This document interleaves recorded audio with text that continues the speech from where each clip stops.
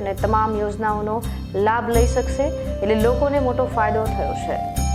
બનાસકાંઠા જિલ્લાના વિભાજનમાંથી વાવ અને થરાદ નામનો નવો જિલ્લો જાહેર થવા બદલ ગુજરાત સરકારના માનનીય મુખ્યમંત્રી શ્રીમાન ભૂપેન્દ્રભાઈ પટેલ સાહેબ અને ગુજરાત વિધાનસભાના સન્માનીય અધ્યક્ષ સાહેબ શ્રી શંકરભાઈ ચૌધરી ખૂબ ખૂબ આભારી છીએ.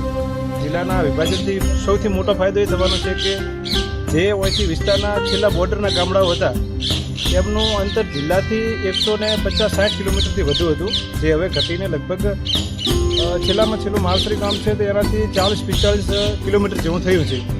પહેલો મોટો ફાયદો તો એ થવાનો છે કે સીધી જિલ્લાની યોજનાઓનો લાભ લેવા માટે વિસ્તારની પ્રજા સીધી જિલ્લામાં જઈને મૂળ એક દિવસમાં જઈને ત્યાંથી આવી શકે ને એ વિસ્તારની દરેક પ્રજા જિલ્લા સુધી પહોંચી શકે, એ મોટામાં મોટો ફાયદો થયો છે.